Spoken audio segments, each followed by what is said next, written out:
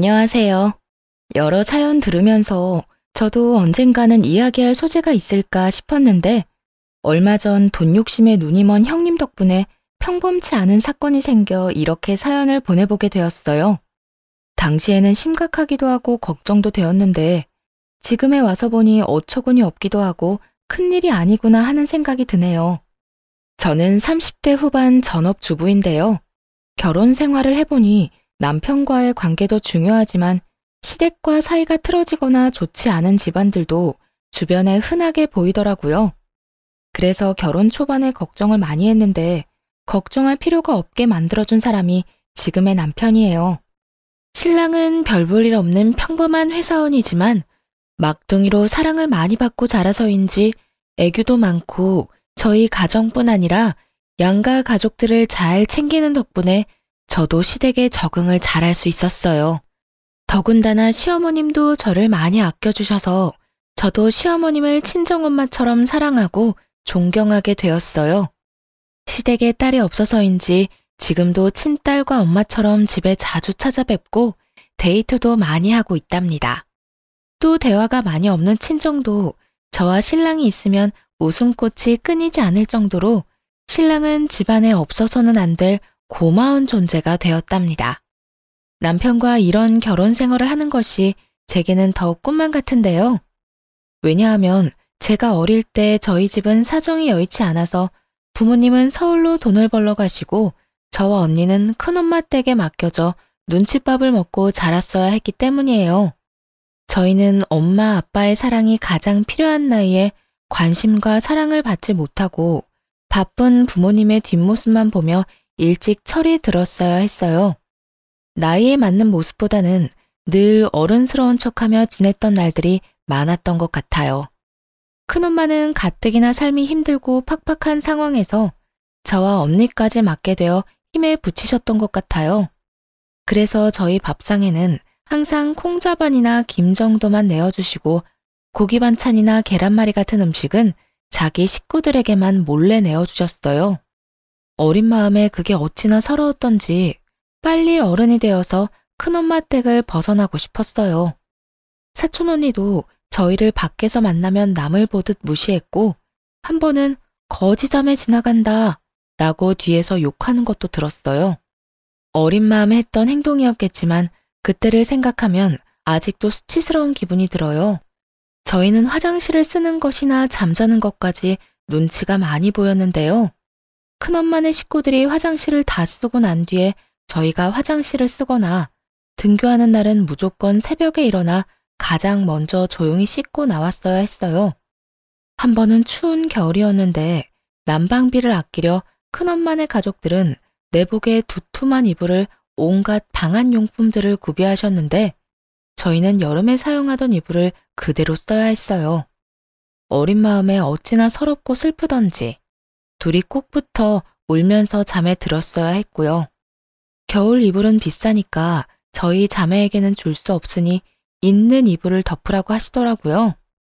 지금 와서 생각해보면 어린 아이들에게 너무하셨던 것 같아요. 그렇게 고등학생이 되어 겨우 서울에 자리 잡으신 부모님과 함께 지낼 수 있게 되었지만 내 식구가 살 집과 생활비를 감당하기에는 빠듯하기는 마찬가지였어요. 그래도 큰엄마네 집을 떠나 부모님과 함께 살 수 있게 되어 저희는 너무너무 기뻤어요. 대학에 진학한 후 안 해본 알바가 없을 정도로 끊임없이 알바를 했어야 근근히 학자금을 마련할 수 있었고 가족들이 다 일을 했기 때문에 어릴 때부터 성인이 되어서까지 가족끼리 편하게 밥 한 끼 먹는 일이 거의 없었어요.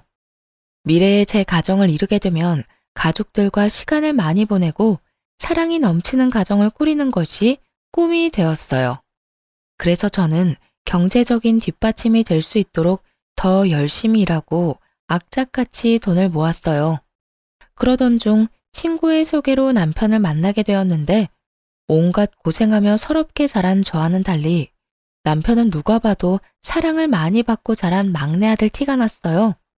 저랑은 다른 세계의 사람 같던 남편에게 끌려 연애를 시작했고 남편도 생활력이 강하고 싹싹한 제 모습이 마음에 들었다고 하더라고요. 그렇게 약 4년이란 시간 동안 남편과 연애를 했고, 연애 기간 동안 누구보다 사랑받는 여자가 될 수 있게 해주었어요. 그리고 한결같이 저와의 시간도 가족들과의 시간도 소중하게 여기는 남편의 가정적인 모습을 보게 되었는데요. 만약 이 사람과 가정을 꾸린다면 내가 꿈꾸던 가정을 이룰 수 있겠다는 확신이 들어 4년 연애 끝에 결혼을 결심하게 되었어요. 그렇게 결혼을 결심한 뒤 우연히 남편을 소개해줬던 친구를 통해 남편의 집안이 제가 생각한 것보다 훨씬 부유하다는 것을 알게 되었어요. 사실 괜찮은 정도라고는 알았지만 경제력으로 동네에서는 꽤나 유명한 모양이었어요. 그에 반해 저희 집은 그때까지도 살림이 여의치 않아 저의 결혼식까지 부담스럽게 생각하셨어요. 혼수나 예단을 그때 당시에는 지금처럼 생략하는 분위기가 아니었기 때문에 부모님도 걱정이 되셨나 봐요. 엄마는 가난한 집 때문에 딸이 무시당할까봐 많은 걱정을 하셨고, 솔직히 저도 그 부분이 걱정이 되더라고요. 드라마에서 나오는 부유한 집 자식과 가난한 집 자식의 결혼이 떠오르면서 저를 반대하시거나 핍박하시면 어떻게 하나 하는 막연한 두려움이 들었어요. 그래서 남편에게 우리 집안이 남편 집안에 비해 너무 기우는 것 같다며 걱정을 내비치자 남편은 제 생각을 이미 예상하고 있었다는 듯 어릴 때 이야기를 해주었는데 남편이 어릴 때 아버지와 어머니가 이혼하셨고 이후 꽤 오랜 시간 동안 저희 집처럼 형편이 어려웠다는 이야기를 해주었어요. 대령아, 우리 엄마도 우리 때문에 고생 많이 하셨는데 내가 고등학생 때까지만 해도 우리 셋이 바퀴벌레 나오는 단칸방에 살았었어. 옷 말릴 곳도 없어서 빨래를 해도 옷에서 쾌쾌한 냄새가 나더라. 그래서 학교 다닐 때 거지라고 많이 놀림받았었어. 지금은 어머니 덕분에 집이 많이 나아진 거지. 우리 집 얼마 전까지도 힘들었다니까. 그리고 누구보다 혜령이 입장 잘 이해해 주실 분이 우리 엄마니까 괜찮을 거야. 오빠도 중간에서 잘할게. 고마워. 나도 오빠를 믿는데 그래도 내가 괜히 위축되는 건 어쩔 수 없나 봐.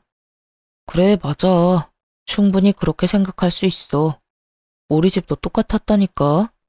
만약 내가 혜령이 입장이었어도 똑같았을 거야. 너무 걱정하지 말고.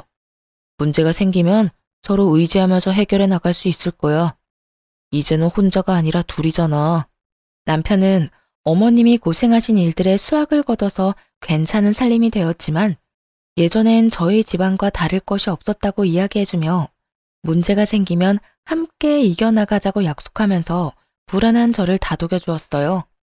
그리고 결혼하겠다는 말씀을 드릴 때 어머님께 저희 집 사정을 넌지시 말씀드렸고 본인도 그런 시절이 있으셨다며 공감이 된다고 우리가 결혼하게 되면 제가 힘들지 않게끔 배려하겠다는 이야기를 들었어요.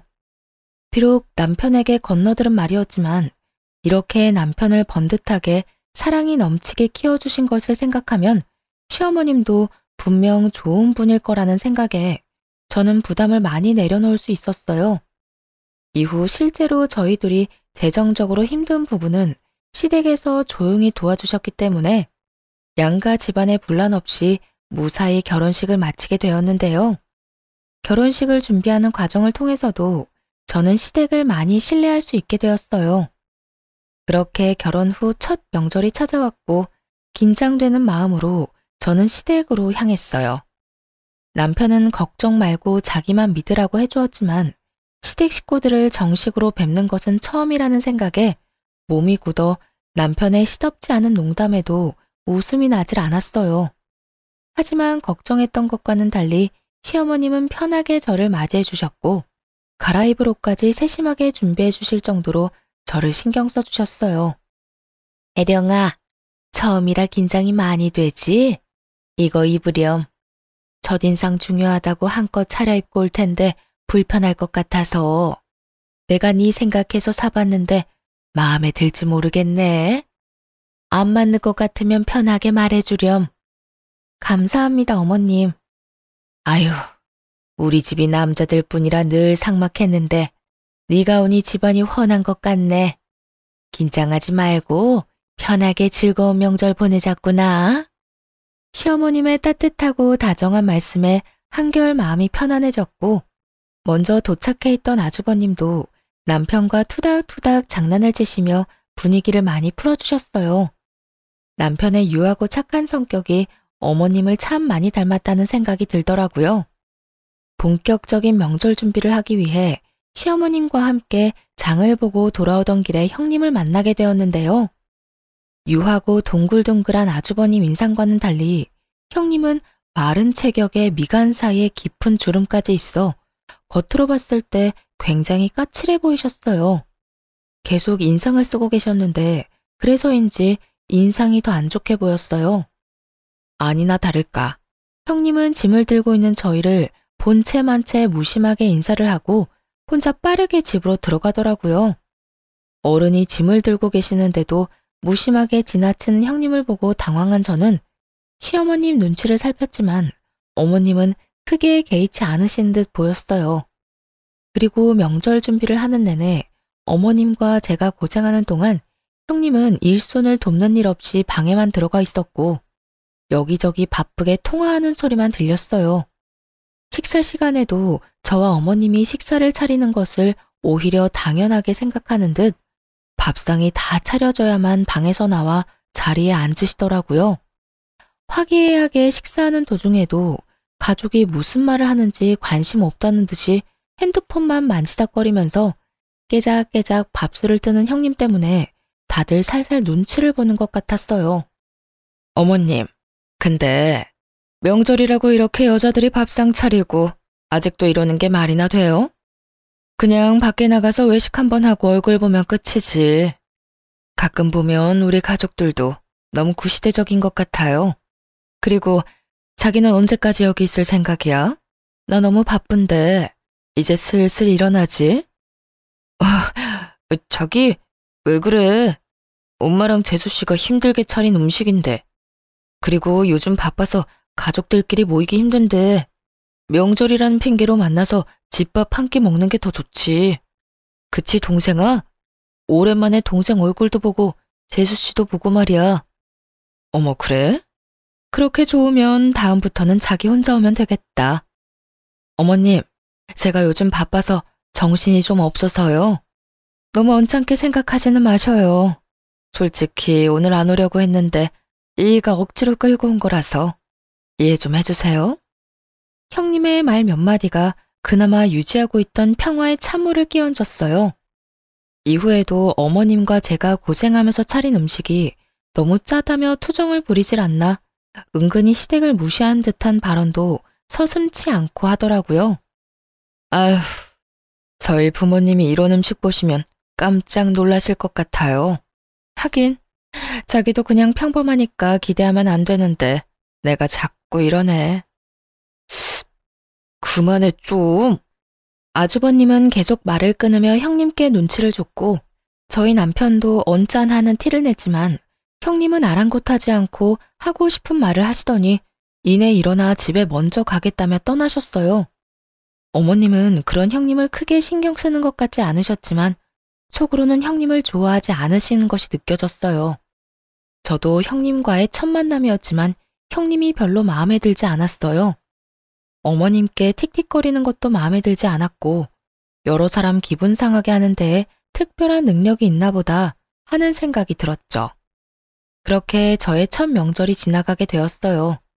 긴장했던 것이 무한할 정도로 시댁 식구들이 저를 편안하게 해주셔서 앞으로는 걱정할 필요가 없겠다는 생각이 들었어요. 어머님도 주차장까지 배웅을 나와주시고 집에서 먹을 반찬이나 음식을 바리바리 싸주셨어요. 저는 괜찮다고 손사래를 쳤지만 완강한 어머님의 받아올 수밖에 없었어요. 차를 타고 돌아오는 길에 남편에게 들어보니 아주버님도 남편과 같이 평범한 회사원이라고 하더라고요. 반면 형님은 잘 나가는 치과 의사였기 때문에 이전에도 형님이 아주버님을 무시하는 일이 많았대요. 그래서 시댁에 와서도 손에 물 한 방울 묻히지 않으려고 한다는 거예요. 어머님과 남편은 아주버님 입장을 생각해서 형님을 참고 있고 아주버님도 그 상황을 잘 알아서 웬만하면 형님을 집에 잘 데려오지 않으려고 하는데 저희가 결혼하고 보내는 첫 명절이라 얼굴이라도 같이 봐야겠다는 생각에 형님을 억지로 데리고 온 것이었어요. 형님이 떠난 후 아주버님은 어머님께 죄송하고 저희에게도 미안하다고 말씀하셨지만 저희는 오히려 아주버님이 걱정될 뿐이지 마음 쓰지 마시라고 말씀드렸어요. 그렇게 명절이 무사히 끝나고 아주버님 내외 일로 속상하셨을 어머님의 마음을 풀어드리고 싶었던 저희 부부는 어머님을 모시고 가까운 근교로 식사를 하게 되었는데요. 바람을 쐬는 동안 어머님께서 어려운 시절에 있었던 일들을 말씀해 주셨어요. 어머님도 홀로 자식 둘을 키우시면서 사기를 당하기도 하고 사업이 망해 모아놓았던 돈도 다 잃어보고 빚더미에도 앉아보는 등 힘든 일들이 정말 많으셨더라고요. 이야기를 듣는 저와 남편의 눈시울이 금세 붉어지자 어머님은 늙은이 이야기 듣고 울지 말라며 지금은 이렇게 번듯하게 아들 둘 키워 잘 살고 있지 않냐며 다 지난 일인데 괜히 이야기를 꺼냈다며 여유롭게 웃으셨어요. 어머님이 겪으셨던 일에 비하면 저의 일화는 아무것도 아니지만 어릴 때 큰엄마네 얹혀 살았던 일들과 집안이 기울어 힘들었던 이야기를 꺼냈고 어머님 눈에도 어느새 눈물이 맺히셨어요. 그러면서 말해주신 말들이 저에겐 참 힘이 되더라고요. 그런 일들이 있을 때 잘 버티면 이상하게 좋은 일이 오더구나. 힘든 일 이후에는 꼭 좋은 일이 오니까 혜령이 너도 앞으로는 좋은 일들만 가득할 거야. 저는 어머님의 말씀에 감동을 받아 참았던 눈물이 왈칵 났어요. 그 대화를 계기로 어머님과 저의 사이는 더욱 가까워지게 되었고 저에게 그날은 어머님께 따뜻한 사랑을 받았던 추억으로 오래도록 기억되는 날이 되었어요.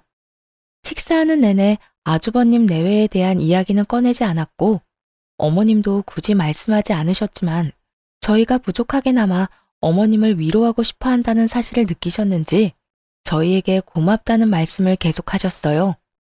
시간이 지나 형님 해프닝은 잊혀가며 평소처럼 알콩달콩 지냈는데요. 하루는 웬일인지 형님께 먼저 전화가 왔어요. 아주버님과 해외에 나갈 예정이라 그 기간 동안 강아지를 돌봐달라는 부탁을 하려 전화를 했더라고요. 저는 그다지 내키지 않았지만 평소 강아지를 좋아했고 아주버님을 생각해 형님 내외 여행 기간 중 저희 집에서 강아지를 돌보기로 했어요. 남편과 함께 매일 강아지를 산책시키고 목욕도 시켜주면서 나름 재미있는 시간을 보냈던 것 같아요. 형님 내외가 여행에서 돌아오는 날, 역시나 저희의 예상대로 아주버님 혼자 강아지를 데리러 저희 집에 오셨어요. 오랜만에 뵙는 아주버님과 여행 이야기도 들을 겸 차를 한 잔 내어오는데 아주버님께서 형님과 이혼을 하고 싶다는 말씀을 조심스럽게 하셨어요. 나 정말 아내랑 이혼하려고. 재수 씨는 앞에서 이런 이야기해서 부끄럽네요. 아주버님, 그런 말씀 마세요. 서로 맞지 않으면 이혼하는 거죠. 요즘 세상에 그런 게 부끄러운 일인가요? 오히려 합리적이고 좋은걸요. 그렇게 말해주니 고맙네요.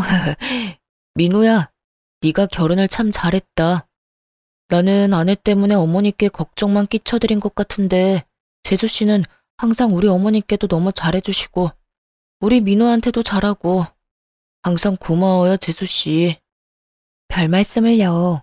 시댁에서 너무 잘해주셔서 오히려 제가 감사한걸요. 아주버님은 형님과 더 이상 같이 사는 것은 의미가 없는 것 같아 여행 중에 이혼을 요구했지만 형님은 아주버님과 이혼을 하지 않겠다고 했대요. 그 이유는 다름 아닌 돈 때문이었는데요.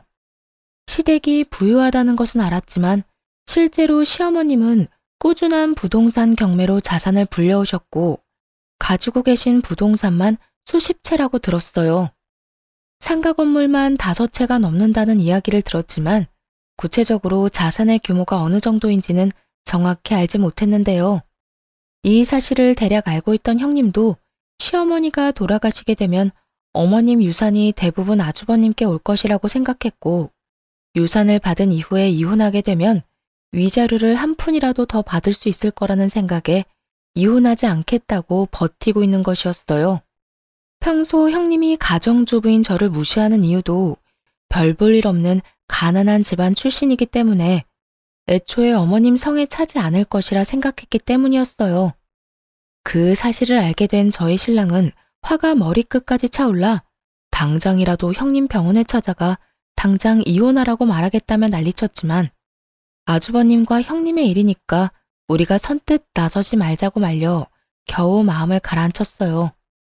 결혼한 지 1년 정도 되어갈 즈음 감사하게도 저희에게 아이가 생겨 사이가 더 돈독해졌지만 아주버님 내외는 사이가 더 나빠져 아예 따로 살고 계신다는 이야기를 듣게 되었어요. 출산을 하고 얼마 지나지 않았을 때 친정엄마가 유방암 판정을 받으셨다는 연락을 받게 되었어요. 아이가 태어난 지 얼마 되지 않았던 상황이었고 가뜩이나 외벌이라 넉넉지 않았던 저희 살림에 수술비를 감당하는 것은 무리였어요. 수술비뿐 아니라 엄마 병원도 제대로 찾아가기 힘든 상황이었기에 가슴이 턱턱 막혔어요. 저는 무직자 대출이라도 받아보려고 아이를 돌보면서도 여기저기 알아보았지만 갓 태어난 아이를 돌보는 일도 벅차 너무 막막했어요. 평소와 달리 걱정 어린 제 얼굴을 보게 된 남편은 저에게도 아이 말고도 다른 일이 있다는 것을 금세 알아차렸고 남편의 설득 끝에 엄마가 유방암 판정을 받았다는 이야기를 털어놓게 되었어요. 사실 우리 엄마 유방암이래. 나 너무 걱정돼. 나이도 있으시고 혹시나 수술 잘못되면 어떡하지? 우리 집 수술비랑 치료비 감당할 상황이 안 될 텐데 우리도 별이 때문에 돈 많이 써서 요즘 많이 빠듯하잖아. 그래서 아기 보면서도 걱정이 돼서 자꾸 눈물이 나. 바로 말 못해서 미안해. 여보한테 짐이 될까봐 말하기 어려웠어. 지금도 혼자 버느라 힘들어하는데 이런 일까지. 네가 뭐가 미안해. 내가 더 많이 못 벌어와서 미안하지. 우리 살림도 혜령이 덕분에 아껴서 잘 살고 있고 너랑 별이가 나한테 와줘서 너무 행복한데 정작 힘들 때 몰라줘서 미안해. 이제 같이 방법을 찾아보자. 우리 결혼할 때 기억나지? 둘이 같이 의지하면서 해결해 나가기로 했던 거. 기억나. 남편은 아주버님께 한번 도움을 청해보겠다고 했지만 아주버님 사정을 뻔히 아는데 부탁하는 것이 너무 죄송해 남편을 말렸어요.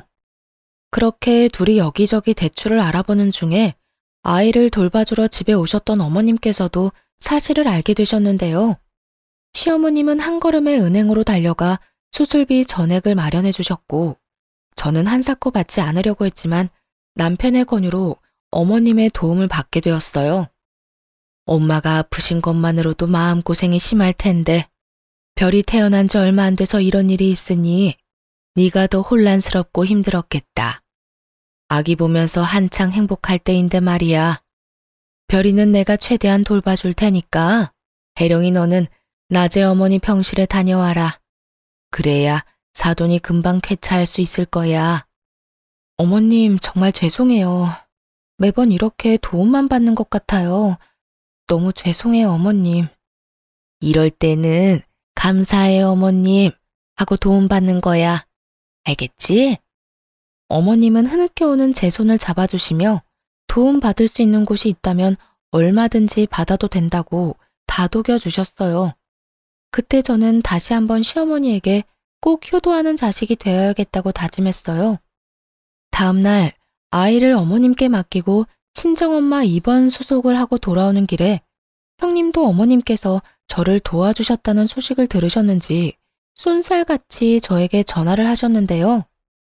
가뜩이나 엄마 수술 날짜가 잡혀서 걱정되고 긴장이 되어 마음이 좋지 않은데 형님은 아무리 어머님이 자기를 아껴주신다고 해도 그렇게 선뜻 큰 돈을 받아도 되는 거냐며 따져왔어요.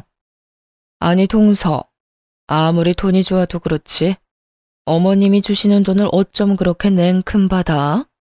어렵게 자란 애들은 눈치라는 것도 없나 봐. 둘이 그만한 돈도 못 모으고 놀기만 했어? 능력이 없으면 눈치라도 챙겨야지. 네?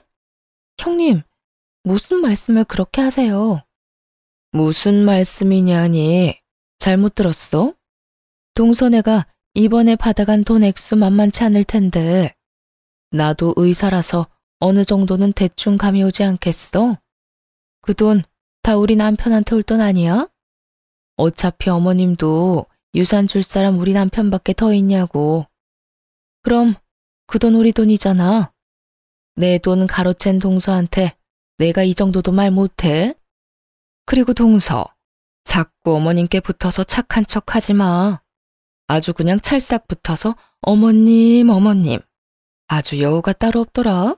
어이가 없어서. 그럴 시간에 나가서 정당하게 돈을 벌지 그래. 어머님이 이번엔 불쌍해서 도와주신 거니까 다음에 또 손 벌릴 궁리하지 말라는 말이야. 알았어?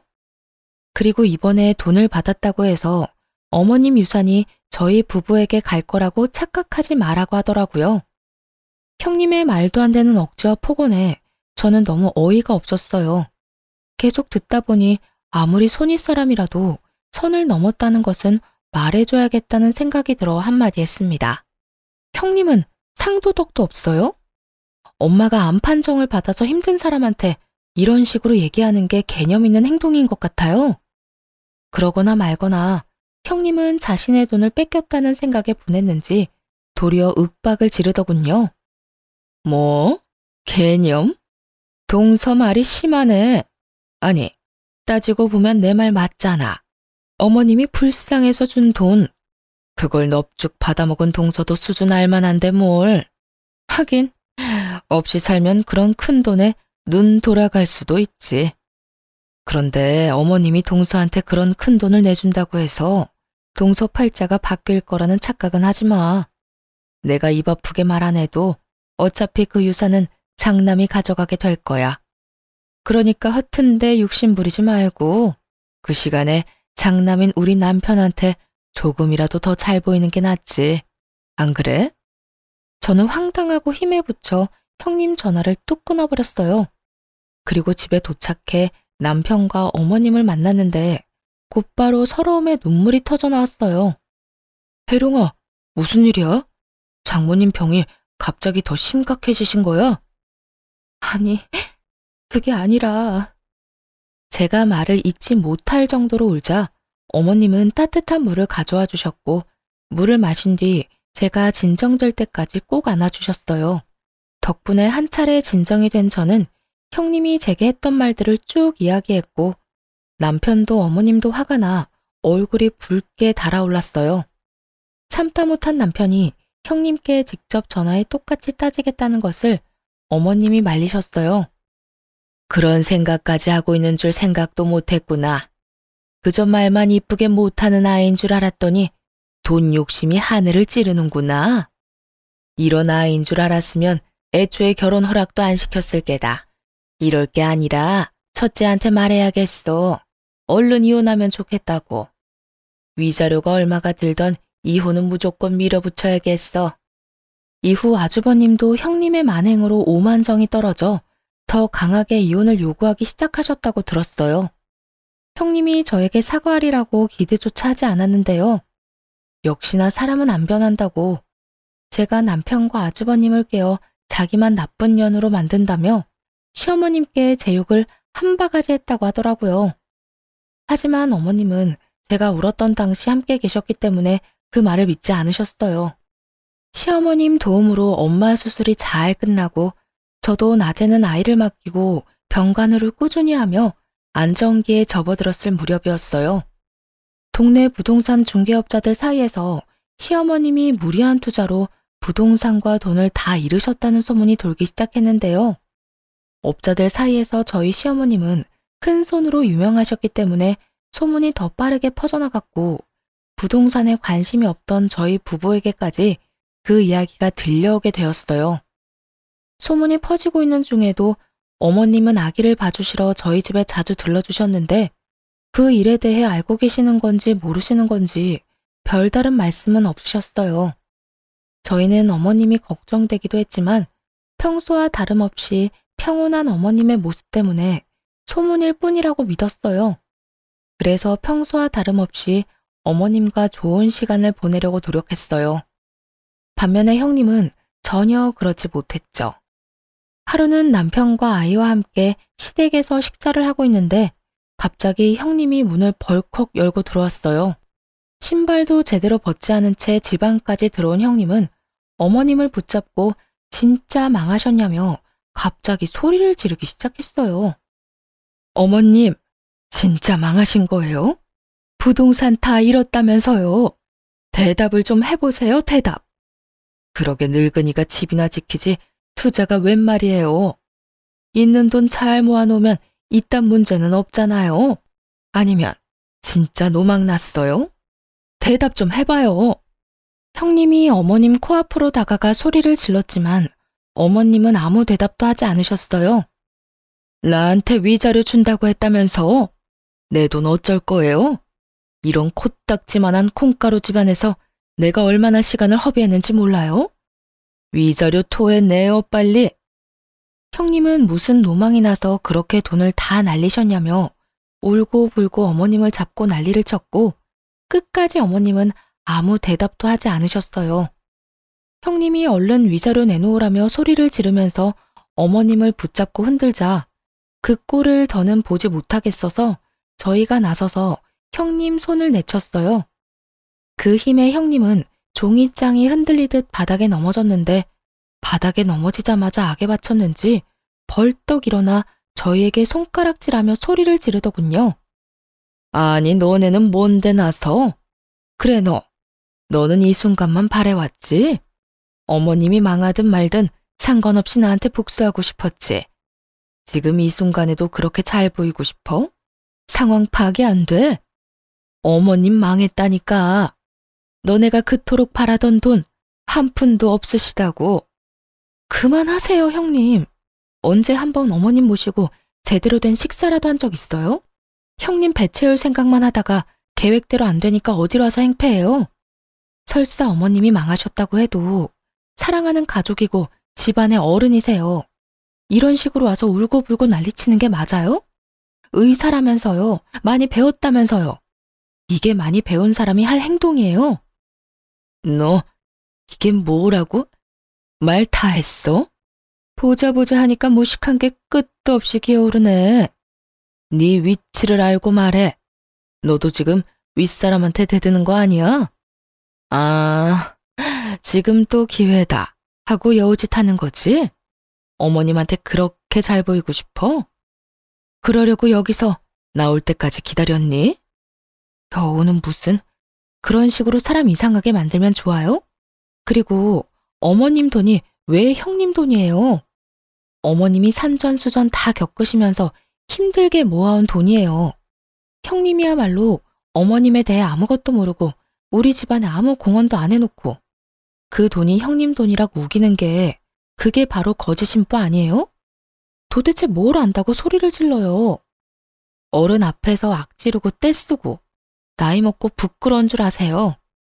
자꾸 저보고 무식하다고 하시는데 진짜 무식한 건 형님이에요. 뭐라고? 너 지금 나이 먹고 부끄러운 줄 알라고? 무식하다고? 말 다 했어? 말 다 했냐고? 그러든 말든 너가 무슨 상관인데 난리야? 그만하시고 저도 형님처럼 막무가내로 나가기 전에 당장 이 집에서 나가요. 내가 여기서 왜 나가? 씨. 늘 조용하고 소극적이던 제가 강하게 나오자 당황한 형님이 머뭇거렸고 그러던 찰나 남편이 나서서 형님을 집 밖으로 끌어내 쫓아버렸어요. 형님은 끌려가면서도 소리를 버럭버럭 지르고 안간힘을 썼지만 워낙 마른 몸짓이라 남편이 손쉽게 끌고 나가더라고요. 그 모습이 너무 볼품없어 꽤 우스꽝스럽기도 했어요. 이후에도 씩씩대며 흥분하는 저희 부부를 오히려 어머님께서 담담하게 진정시키셨어요. 어머님은 아주버님이 괜히 속만 끓을 테니 형님이 왔었다는 것을 알리지 말라고 하셨지만 저희는 아주버님도 아셔야 문제를 해결하실 수 있다고 어머님을 설득해 아주버님께 있었던 상황을 알려드렸어요.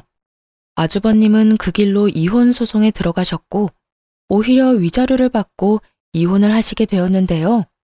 형님이 시댁 욕을 하고 저와 어머님을 무시하는 통화 내용을 몰래 제가 모두 녹음했을 뿐 아니라 형님이 시댁에 찾아와 난리를 친 내용도 녹음하고 있었기 때문에 손쉽게 증거로 낼 수 있었어요.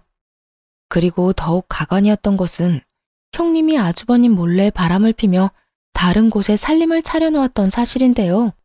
저희 부부가 초대를 받아 갔던 지인의 아파트 주차장에서 형님이 다른 남자와 팔짱을 끼고 들어가는 것을 보게 된 것이었어요. 저희는 형님이 바람을 핀다는 것을 직감했고 아주버님이 위자료를 주고 헤어질 게 아니라 위자료를 받고 이혼해야 한다고 생각했어요. 그 뒤로 지인에게 자초지종을 설명하고 형님이 보일 때마다 몰래 사진을 찍어달라고 부탁했어요. 아파트에 둘이 같이 거주하고 있는지 동거 여부도 확인하며 증거를 차곡차곡 모았어요. 그래서 어머님을 설득해 아주버님께 말씀드린 거였어요. 이제 이혼할 수 있는 모든 증거를 모았다고 생각했거든요. 덕분에 아주버님은 위자료를 받고 이혼할 수 있게 되었답니다. 결국 위자료 한 푼 받지 못하고 도리어 돈을 주고 이혼하게 된 형님은 이후에도 시댁에 여러 번 찾아와 행패를 부렸는데요. 그때마다 저희 부부와 아주버님이 어머님과 함께 지내며 속 시원하게 형님을 내쫓았어요. 그 당시에는 거의 시댁에 똘똘 뭉쳐 함께 지냈던 것 같아요. 어머님을 지키는 보디가드가 된 것 같아 한편으로는 재미있기도 했어요. 어머님은 그때도 형님을 크게 개의치 않으셨는데 온갖 고생을 다 겪으셨던 어머님께는 형님 사건은 그저 작은 사건 중 하나였던 것 같아요. 하지만 아이도 돌아가며 돌봐주셨기 때문에 저도 조금은 편안했고 이렇게 가족이 한데 모여 지냈던 경험이 거의 없다 보니 새롭고 행복하기도 했어요. 어쩌면 어머님께서 제게 살을 부대끼며 함께 지내는 가족을 경험하게 해주시고 싶어 일부러 형님을 핑계 삼아 저희를 함께 있게 해주셨나 하는 생각도 요즘은 들어요. 물론 어머님께서 저희를 불러 같이 지내자고 하신 게 아니라 저희가 막무가내로 어머님 집에 얹혀 살았던 거였지만요. 누가 누굴 지킨 건지 지금 와서 생각해보면 철없는 자식들을 어머님이 지켜주신 거였네요. 이후 형님이 운영하던 치과에서 형님이 두 집 살림을 했었다는 사실과 이혼 전에 시어머님께 찾아와 했던 폐륜적인 행동에 대해 소문이 퍼지게 되어 더 이상 일하는 게 어려워졌다고 해요. 지역 텃세를 버티지 못한 형님은 결국 다른 곳으로 이사를 가게 되었다는 소식까지 듣게 되었어요. 형님은 이혼도 당하고 일도 제대로 하지 못하는 지경이 되었지만 저희 가족은 형님 사건을 계기로 오히려 하나로 뭉치게 되었답니다. 한참 시간이 지나 평소와 다를 것 없이 저희 집에 아이를 보러 놀러 오셨던 어머님이 거액의 돈이 들어있는 통장과 저희 이름으로 명의가 변경된 부동산 서류를 들고 오셨는데요. 놀랍게도 어머님께서 저희에게 주는 선물이라고 말씀하셨어요. 저희 명의로 된 아파트 이름을 본 저는 너무 놀라서 가슴이 쿵쾅쿵쾅 뛰었어요. 그 아파트는 제가 늘 살고 싶었던 좋은 입지에 있는 대장 아파트였고 통장 안에 찍혀있던 금액도 살아생전 한 번도 보지 못한 액수였어요. 얘야, 그렇게 놀랍니? 아주 눈이 휘둥그레졌구나. 어머님, 어떻게 이렇게 큰 돈과 아파트를, 그것도 저희 명의로요. 사실 내가 한동안 부동산 업자들한테 소문을 좀 냈었다. 내가 망했다는 말은 첫째 며느리 때문에 일부러 낸 소문이었어. 덩달아 너희들까지 속여서 미안하구나. 많이 걱정했지? 그러셨구나. 저희도 조금 걱정이 되긴 했어요, 어머님. 하지만 어머님이 평소와 같으시니까 소문을 믿지 않고 있었어요. 만약 무슨 일이 있으셨으면 저희한테 먼저 이야기해 주셨을 거라 생각했거든요. 그래, 너희 말이 맞아. 만약 내가 망했다면 소문이 너희에게 들리기 전에 말해 주었을 거야. 우린 가족이잖니. 가족에 대한 얘기를 소문으로만 듣게 할 순 없지. 네, 어머님 말씀이 맞아요. 형님은 가족의 말은 들어보지도 않고 아무 상관없는 사람의 말을 믿었잖아요. 그건 가족이 아니라고 생각해요, 어머님. 가족에게 무슨 일이 있으면 먼저 물어보고 들어봤어야 했어요. 그게 제가 형님께 제일 화가 났던 이유였어요. 그래. 우리 며느리 말이 맞다. 역시 우리 며느리가 제일 똑똑해. 솔직히 그날은 네가 너무 화를 많이 내서 나도 놀랐단다. 우리 며느리한테 이런 면도 있구나 싶고 아주 든든하고 고마웠어. 늘 내 편이 되어주겠구나 하고 감동적이기도 했고 엄마도 큰 며느리가 너를 막 대했을 때 너무 화가 났지만 무작정 내가 화를 내면 더 물러서지 않았을 거라 조용히 참고 있는다고 나도 힘들었단다. 그동안 부족한 엄마 옆에 항상 있어주고 믿어주어 고맙구나. 이건 너희에게 주는 내 선물이니까 부담 갖지 말고 받아주렴. 알고 보니 어머님은 형님이 어머님 유산을 노리고 아주버님과 이혼하지 않고 버티고 있다는 것을 알고 계셨어요. 그래서 동네 중개업자들에게 일부러 소문을 내게 하셨던 거였어요. 그동안 투자가 망한 게 아니라 오히려 더 잘 되고 있던 상황이셨대요. 어머님은 저희 부부에게 그동안 사실대로 이야기하지 못해 미안하다고 하시며 아무 말 없이 믿어주고 옆에 있어줘서 고맙다는 말씀을 하셨어요. 저희는 절대 받을 수 없다고 말씀드렸지만 어머님이 너무 완강하셨던 탓에 결국 감사히 받게 되었어요. 그 뒤로도 어머님은 생각지 못한 금액의 돈을 종종 저희에게 베푸셨어요. 받지 않겠다고 해도 워낙 의견이 강하셔서 받긴 받았는데요. 값진 돈 절대 낭비하지 말자고 생각해 그 돈을 차곡차곡 모아두었죠. 그리고 좋은 기회가 생겨 월세를 받을 수 있는 소형 건물까지 매입하는 데 성공했네요. 덕분에 저희 생활비 외에도 어머님께 넉넉한 용돈을 드릴 수 있는 수준이 되었어요. 어머님께서 저희 쓰라고 주신 돈이지만 그것을 마냥 저희를 위해서만 쓰기보다 늘 도움을 주셨던 어머님께 돌려드리고 싶은 마음이 컸거든요. 다행히 열심히 투자 공부를 하고 발로 뛴 덕분에 어머님께 효도를 할 수 있게 돼서 요즘 너무 감사하고 행복해요. 그리고 형님이 지방에 있는 작은 병원에서 겨우 입에 풀 칠할 정도로 생활하고 있다는 소식을 건너 듣게 되었죠. 되도 않는 욕심만 부리다가 모든 것을 잃고 쫓겨난 형님의 끝을 보면서 어려운 환경에서도 헛된 욕심을 품지 않고 살아온 제 자신에게 감사함을 느꼈어요. 저희 부부는 새로운 마음으로 어머님이 주신 아파트로 이사를 했어요. 저희 집이 생기다니 아직도 믿기지 않지만 이곳에서 우리 세 식구 사랑 넘치게 살아보려 해요. 그리고 여전히 시댁 식구들과는 화목하게 지내며 재미있는 나날을 이어가고 있어요. 얼마 전에도 다 같이 모여 맛있는 음식과 영화를 보며 시간을 보냈는데요. 아주버님 농담에 저희 남편의 애교, 아이가 쑥쑥 크는 모습까지 저희는 시간 가는 줄 모르고 웃고 떠들면서 보냈답니다.